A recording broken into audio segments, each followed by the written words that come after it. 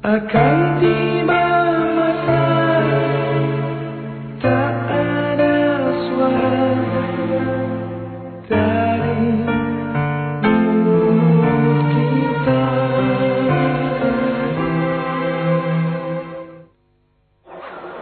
Abad ke-20 Habib Ali Al-Habsyi kita. Jadi yang nggak tahu, banyak orang Betawi di Solo. Kalau banyak, alhamdulillah nggak pernah terputus dengan akar sejarah mereka. 21, kalau Arab ada apa enggak? Kelihatannya Habib sekarang diganti oleh Satria Bajak Utang.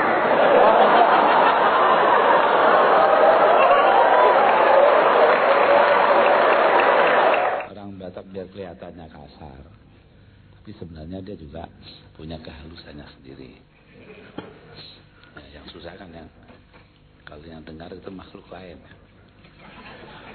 Ada anjing kalah bertanding kurus begitu, nggak kuat berlari di kandidro, didatangi oleh pemiliknya, dibisikin, langsung dia lari balapin semua. Nah, ditanya, tadi bapak bisik apa sama dia? Saya bisik, belakang Anda ada Batak.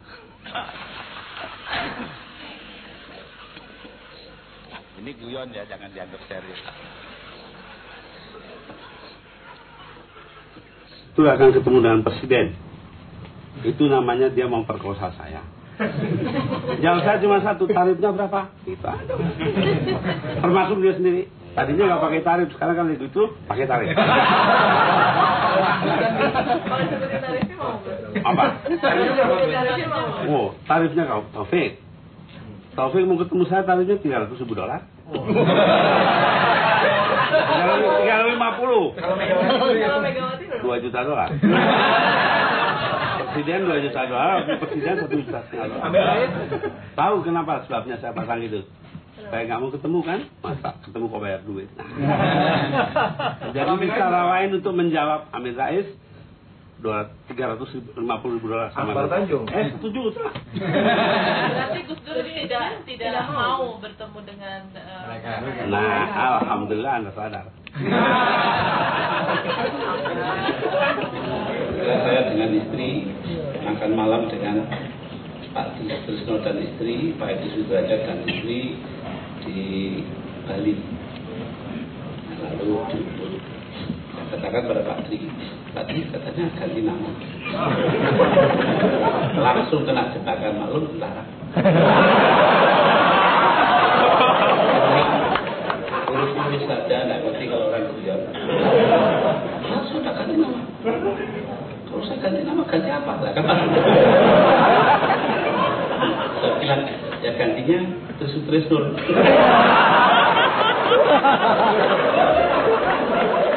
Itu tadi celotehan berkelas ala Gus Dur. Mungkin bagi kami wartawan, kami senang dengan celotehan Gus Dur karena gampang membuat headline-nya. Begitu Pak Wimar.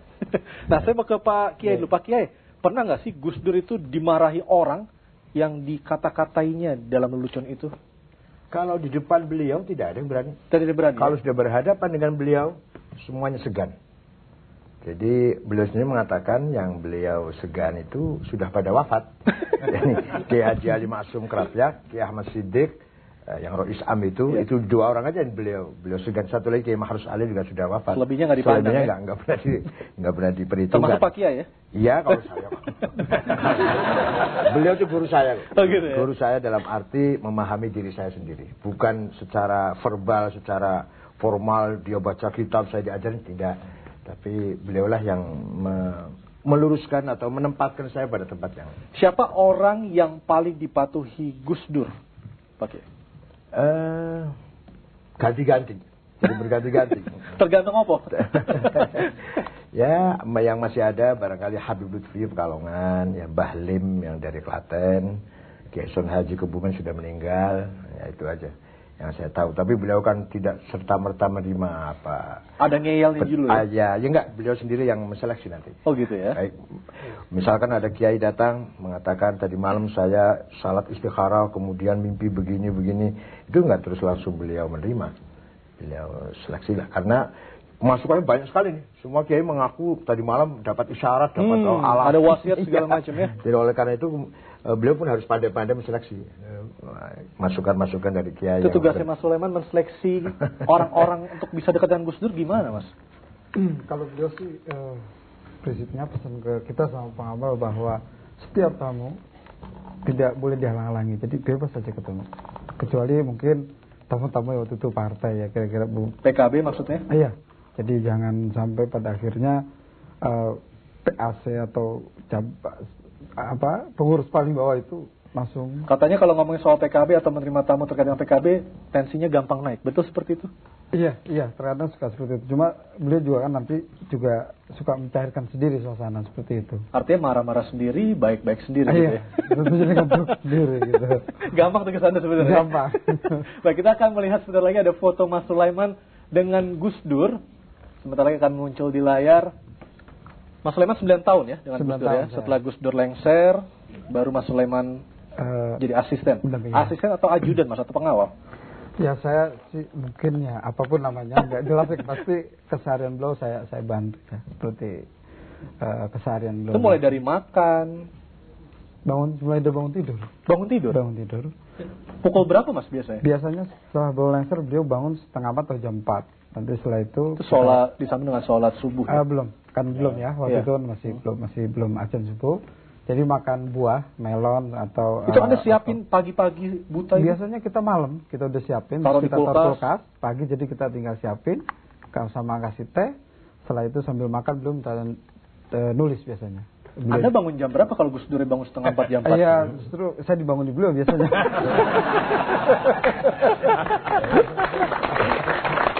Kalau tidur paling malam jam berapa Gus Dur Mas?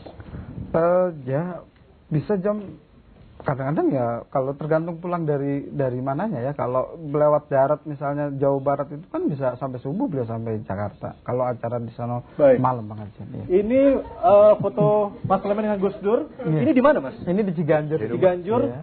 Oke, ini di kantor PBNU ya. Sebegitu saatnya Gus Dur sambil tiduran, sambil angkat kaki, Mas Sulaiman lagi ngapain itu? Itu beliau biasanya tolong bacain surat masuk gitu. Jadi ada proposal, ada surat undangan, ada surat segala macam itu. Ini lagi pijet ya? Ini pijet ini, tapi saya belum ikut kayaknya. Nah ini ulang tahun cucunya, mungkin di Jogja ini. Di Jogja ya? Iya. Nah ini foto Gus Dur muda ya? Ya. Sama Ibu Sinta muda. Ternyata Gus Dur romantis ya? Sangat. Ini foto waktu nikah. Iya. Baik, Pak Wimar, kalau kita melihat foto-foto tadi, apa yang ada di benak Mas Wimar tentang seorang Gus Dur dalam hubungan dengan Ibu Sinta Nuriyah, Pak Wimar?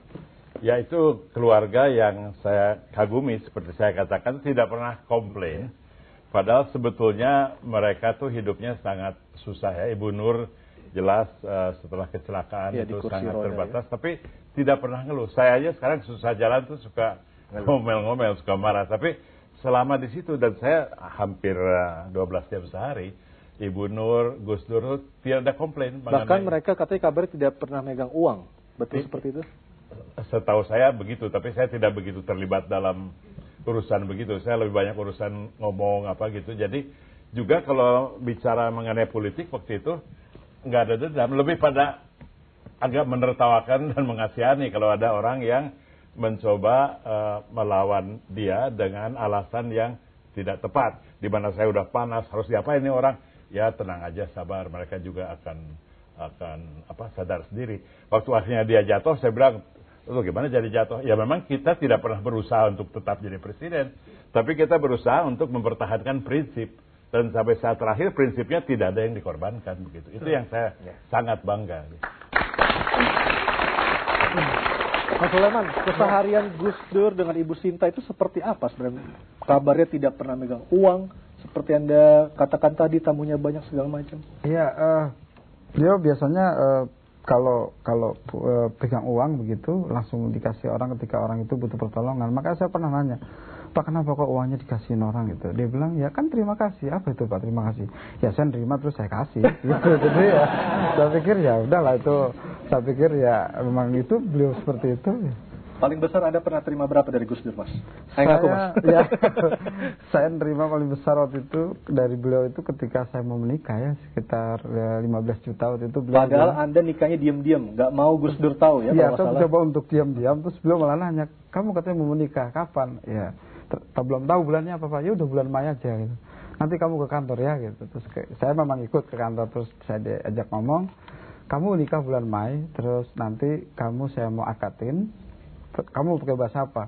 Bahasa Cina, bahasa Indonesia, bahasa Arab. Wah, saya bilang, ya terserah apa aja deh. Akhirnya ya udah, nanti bahasa Arab. Kamu beli emas, kira-kira waktu itu saya disuruh beli emas 10 gram. Uangnya ini, nanti sisanya buat pesta. Nanti kalau saya ngomong begini, kamu jawabnya begini gitu. Kan kebetulan saya memang bukan santri sekali gitu. Akhirnya saya belajar, terus sama ketika senggang saya minta, gimana Pak? Gitu. Terus beliau begini-gini, saya jawab gini-gini. Dan pada hari haknya beliau sebetulnya ada acara di Jombang waktu itu. Beliau usahakan naik pesawat jam 6, terus sampai Jakarta, langsung ke rumah mertua saya, jadi sampai rumah itu setengah 9. Beliau ngajak Pak Alwi, terus ngajak beberapa sahabatnya. Dan itu merupakan suatu kebanggaan bagi saya tersendiri, karena beliau bisa hadir dan mengakadkan saya. Dan setelah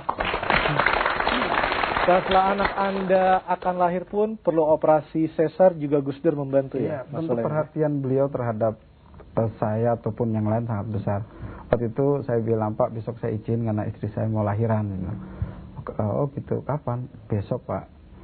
Jam berapa? Katanya harus operasi karena waktu itu udah di rumah sakit 2 hari tapi belum lahir. Ya udah kamu nanti berapa biayanya kabarin saya. Terus saya waktu itu lapor, waktu itu operasinya kira-kira 10 juta. Itu ditanggung semua sama Gus Dur? Iya, saya bilang, berapa man? Gitu. Pak 10 juta. Beliau waktu itu punya uang baru 7 juta. Sisanya? Ya, sisanya saya nggak minta, tapi saya udah sering dikasih, jadi ya, saya pikir udah ini pas. Baik, saudara, kami akan segera kembali usai pariwara, tetaplah bersama kami di Barometer.